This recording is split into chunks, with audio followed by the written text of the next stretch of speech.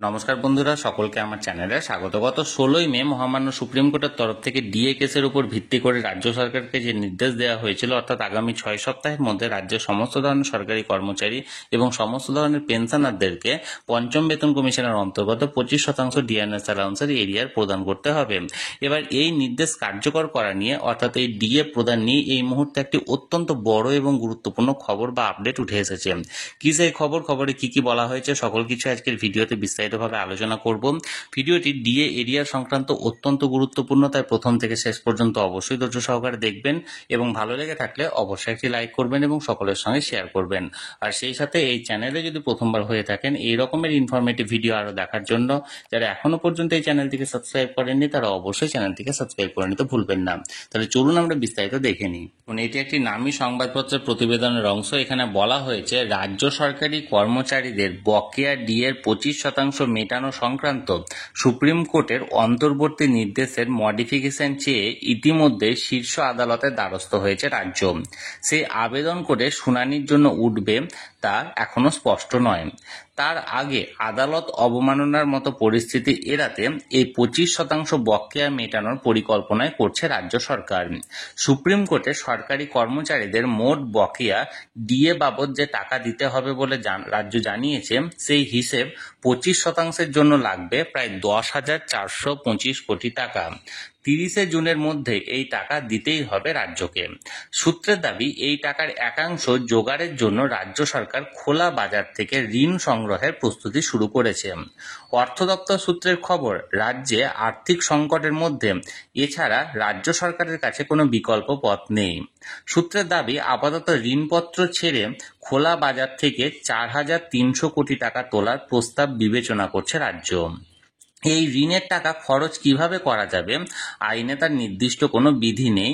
প্রয়োজন মতো সরকার এই টাকা মূলধনী বিনিয়োগে বা কর্মচারীদের বেতন মেটাতে খরচ করতে পারে। চলতি আর্থিক বছরে রাজ্য বাজেটে খোলা বাজার থেকে 81,972 কোটি 33 লক্ষ টাকা ঋণ সংগ্রহের লক্ষ্যমাত্রা স্থির করা হয়েছে। তাই চলতি আর্থিক বছরের প্রথম কোয়ার্টার অর্থাৎ এপ্রিল জুনের মধ্যে 4,300 কোটি টাকা বাজার থেকে ঋণ তুলতে কোনো সমস্যা হবে না। গত আর্থিক বছরে রাজ্য সরকার বাজার থেকে মোট 80,000 কোটি টাকা ঋণ সংগ্রহ করেছিল। 2023-24 আর্থিক বছরে 69,908 কোটি 98 লক্ষ টাকা খোলা বাজার থেকে ঋণ সংগ্রহ করেছিল রাজ্য। ডিএ মামলার শুনানিতে রাজ্য সরকার শীর্ষ আদালতে জানিয়েছিল, সরকারি কর্মচারীদের মোট বকেয়া ডিএর পরিমাণ 11,890 কোটি 18 লক্ষ টাকা।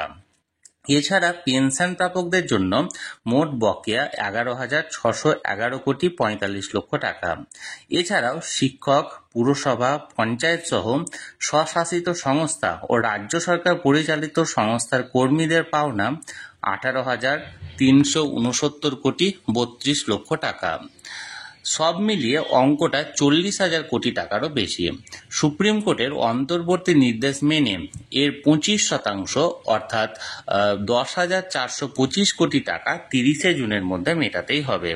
সূত্রের দাবি, সরকারি কর্মচারীদের মধ্যে যারা এখনো কর্মরত বকেয়া ডিএর 25% অর্থ তাদের জেনারেল প্রভিডেন্ট ফান্ডে অর্থাৎ জিপিএফে জমা দেওয়ার প্রস্তাব বিবেচনা করা হচ্ছে।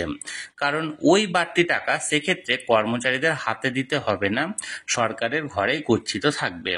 আর যারা অবসর নিয়েছেন সেই সরকারি কর্মচারীদের নির্দিষ্ট পেনশন অ্যাকাউন্টে বকেয়া টাকা দিতে হবে।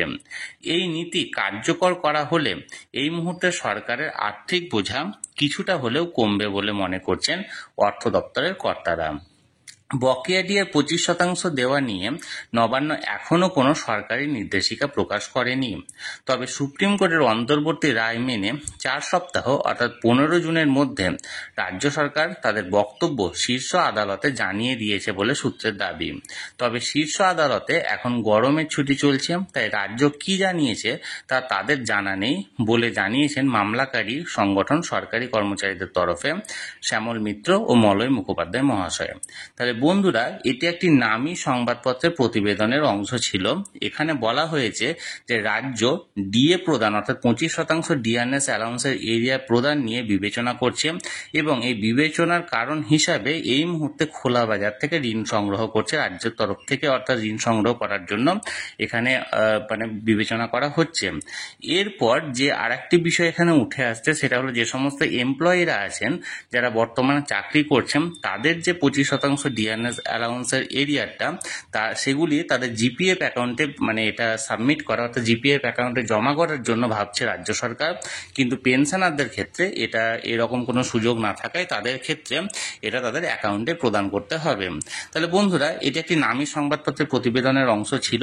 এখানে যেটি বলা হয়েছিল 25% ডিএনএস অ্যালাউন্সের এরিয়া সংক্রান্ত, সেই বিষয়ে আমি বিস্তারিত আপনাদেরকে জানানোর চেষ্টা করলাম। আপনাদের যদি কোনো প্রশ্ন থাকে অবশ্যই কমেন্ট করুন, আর ভিডিওটি ভালো লেগে থাকলে অবশ্যই একটি লাইক করুন এবং সকলের সঙ্গে শেয়ার করুন। আর সেই সাথে এই চ্যানেলে যদি প্রথমবার হয়ে থাকেন এই রকমের ইনফরমেটিভ ভিডিও আরও দেখার জন্য যারা এখনও পর্যন্ত চ্যানেলটিকে সাবস্ক্রাইব করেননি তারা অবশ্যই চ্যানেলটিকে সাবস্ক্রাইব করে রাখুন। ধন্যবাদ, দেখা হচ্ছে পরের ভিডিওতে।